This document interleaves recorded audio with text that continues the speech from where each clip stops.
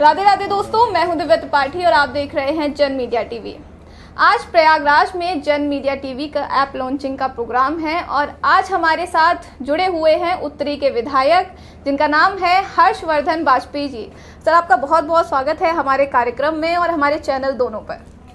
जी, सबसे पहला जो मेरा सवाल होगा, हमारे प्रोग्राम के बारे में कुछ हमारे दर्शकों से आप साझा करना चाहें। मैं ये कहूँगा कि ये बहुत प्रोफेशनली रन चैनल लॉन्च हुआ है जितना मैंने अभी तक देखा है। जो मुझे इनविटेशन जब आपकी टीम देने आई तो जो इंफ्रास्ट्रक्चर स्टूडियोज़ का एंड ऑल आप लोगों ने दिखाया वो बहुत ही प्रोफेशनल था। और अभी भी जो लोग जुड़े हैं सब बहुत सीरियस जर्नलिज़म की दुनिया के लोग हैं और विज़न बहुत ब्रॉड है कि इसको बहुत लोकल लेवल पे ही नहीं रखना है, इस पे दिल्ली लेवल पे और प्रदेश लेवल पे और प्रयागराज लेवल पे, तीनों पे फोकस होना चाहिए। तो फोकस भी सही है और एफर्ट भी सही डायरेक्शन में है। आई थिंक बस पेशेंस की ज़रूरत है।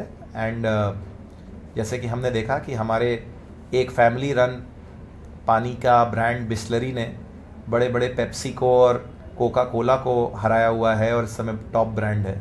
तो आई थिंक बड़े बड़े जो ब्रांड्स हम लोग जानते हैं उनसे भी जन मीडिया टीवी आने वाले दिनों में with the right focus continue करेगा तो compete कर लेगा। जी, आप एक विधायक के रूप में कार्यरत हैं, कभी आप भी एकदम नए आए होंगे, कुछ नई सोच रही होगी, नए कार्य रहे होंगे। हम भी जो अपना ऐप लॉन्च करने जा रहे हैं, हमारी एक नई जर्नी स्टार्ट होने वाली है।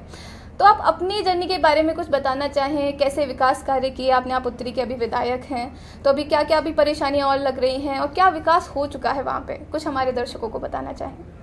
देखिए, जब मैं नया पॉलिटिक्स में आया था तो विश्व की टॉप यूनिवर्सिटीज़ में पढ़ के आया था।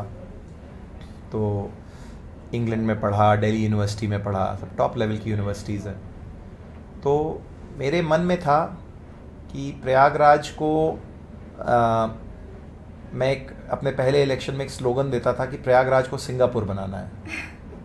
तो ये लोगों को लगता होगा कि थोड़ा ओवर एम्बिशियस है, पर मुझे नहीं लगता। इसलिए हमारी लोकेशन तो है, हम लोग ऐसी जगह पे हैं जहाँ पे गंगा और जमुना मिलने के बाद इतना ब्रॉड हो जाती है रिवर कि हम लोग सी तक कंटेनर की शिप्स भेज सकते हैं। तो हमारे पास कोस्टल सिटी का भी एडवांटेज है, लाइक सिंगापुर या चेन्नई या सूरत। और प्लस हम लोग एकदम हिंदी हार्टलैंड में हैं जहाँ पे वर्ल्ड की सबसे बड़ी पॉपुलेशन डेंसिटी है।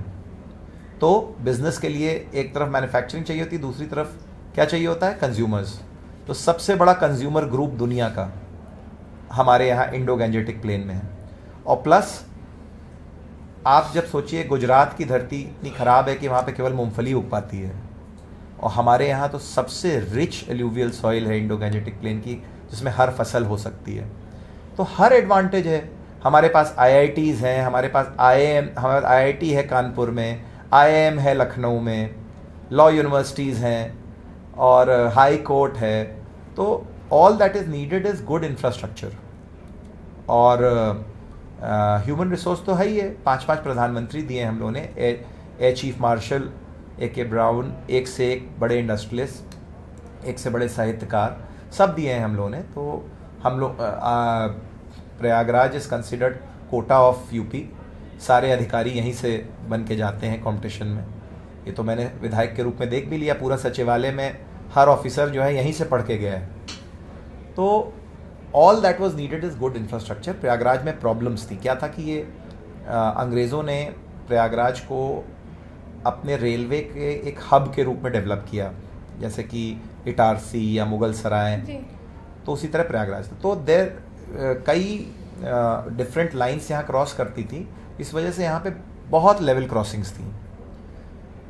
तो जब मोदी जी ने आह्वान किया कि स्मार्ट सिटी बनाना है, पूरे देश में 100 स्मार्ट सिटीज़ बनानी है, तो मैंने भी संकल्प लिया कि प्रयागराज को स्मार्ट सिटी बनाएंगे। और पहला स्टेप था कि इन लेवल क्रॉसिंग्स को दूर करना है, सो दैट सिटी में मूवमेंट फ्री हो।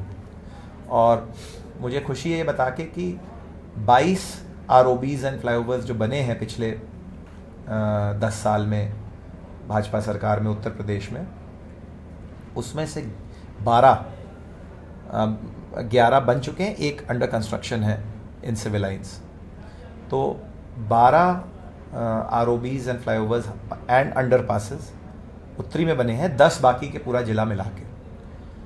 सेकेंड स्टेप था कि प्रयागराज के चारों ओर, हम लोग के यहाँ बॉम्बे वाली प्रॉब्लम है, like Mumbai we have water on all sides. तो गंगा जी लूप करती हैं, तो नॉर्थ वेस्ट और ईस्ट में गंगा जी हैं और साउथ में जमुना जी हैं। तो ऐसे में सिटी का एक्सपेंशन में प्रॉब्लम है। तो सिटी के एक्सपेंशन में को करने के लिए हम लोगों को ढेर सारे सेतु बनाने की, ब्रिजेस बनाने की ज़रूरत है। तो मैं आपको बता दूं कि जो मैंने बताया कि Ganga ji waste, east and north में है, तो तीनों के लिए हम लोग काम कर रहे हैं। 1000 करोड़ का गवर्नमेंट ऑफ इंडिया का पुल हम लोग लेके आए थे, जिसको 6 लेन का पुल प्रयागराज के लोग कहते हैं, जो म्योराबाद से मलाका के लिए बन रहा है on the western side of Ganga ji. और इसके लिए मैं मोदी जी को धन्यवाद दूंगा। और योगी जी ने मैचिंग डॉलर फॉर डॉलर जो ईस्टर्न साइड ऑफ गंगा जी है वहाँ पे अभी 1000 करोड़ का पुल दे दिया है, जिसका कंस्ट्रक्शन शुरू हो गया है, जो सलोरी को हेतापट्टी से जोड़ेगा। और इसी के साथ साथ जो नॉर्दर्न साइड रिवर है वहाँ पे फाफामऊ का ब्रिज है, उसकी डबलिंग के लिए हम लोगों ने NHAI को हम लोग प्रोसेस कर रहे हैं। और साउथ में जो जमुना जी हैं वहाँ पे हम लोग नूरला रोड पे करेलाबाग घाट से मड़ौका होते हुए रीवा रोड से जोड़ने के लिए एक पुल और डेवलप कर रहे हैं। तो वी आर एक जाल बना रहे हैं। ये कुछ पुल मैंने बनाए, बाकी रिंग रोड के पुल बन रहे हैं, राम वनगमन मार्ग के पुल बन रहे हैं। तो प्रयागराज की जो प्रॉब्लम है कि पर्याप्त सेतु नहीं है नदियों पे, ये प्रॉब्लम सॉल्व हो जाएगी and then the city will expand. ये कुछ काम है, वैसे तो बहुत कुछ है, लेकिन एक ब्रॉड विजन आपको बता रहे हैं। और बाकी एक चीज़ और बता दूं, अब हम लोग 3rd स्टेज ऑफ प्रयागराज की डेवलपमेंट पे वर्क कर रहे हैं, विच इज़ कि यहाँ पे अब हम लोगों ने जब लेवल क्रॉसिंग्स दूर कर दी, तो यहाँ पे कुछ चोक पॉइंट्स हैं, ऐसे चौराहे हैं जहाँ पे बहुत ट्रैफिक जैम होता है। तो हम लोग क्या कर रहे हैं कि उन चौराहों पे जहाँ पे बहुत लंबी ट्रैफिक लाइट्स हैं, बहुत जाम लगता है, वहाँ पे उनको बाईपास करने के लिए फ्लाईओवर्स बनाने जा रहे हैं। ये भी एक फ्यूचर डेवलपमेंट है जिसपे हम लोग, इसको हम लोग 3rd फेज़ कर रहे हैं। पहला स्टेज था लेवल क्रॉसिंग, सेकंड था नदियों के इस बैरियर को पार करना, and 3rd stage is to unlock the choke points. जी, आपका विज़न काफ़ी बड़ा है और उसी दिशा में आप कार्यरत भी हैं। इसी विज़न के साथ हमारी जनता, हमारे दर्शक जो आपको देख रहे हैं, उनके लिए आप एक संदेश देना चाहें? मैं यही कहूँगा कि निष्पक्ष होके अवेयर रहिए, कौन क्या कर रहा है, क्या मोटिवेशन से काम कर रहा है, और जहाँ पे अच्छा करे वहाँ पे अपने जनप्रतिनिधियों को ब्राउनी पॉइंट्स भी दीजिए, और जहाँ पे गलत कर रहे हैं वहाँ पे उनको दंड भी दीजिए। और यही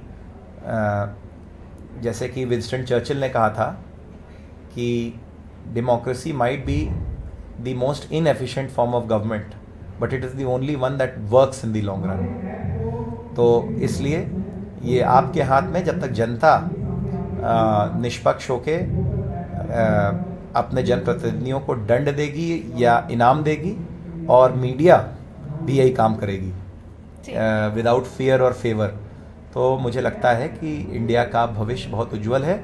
और हमें टॉप टेबल पे आज से 20-25 साल बाद केवल 3 ही मुल्क रह जाएंगे, इंडिया, अमेरिका और चाइना। जी, आपको बहुत बहुत धन्यवाद हर्षवर्धन जी हमारे साथ जुड़ने के लिए। और जो आप कार्य कर रहे हैं जनता के लिए, उसी में लगातार आप कार्यरत रहे हैं, और जो आपने सपना देखा है उसे आप पूरा करें, हम सबकी भी यही आशा है। इसी के साथ आपका बहुत बहुत धन्यवाद।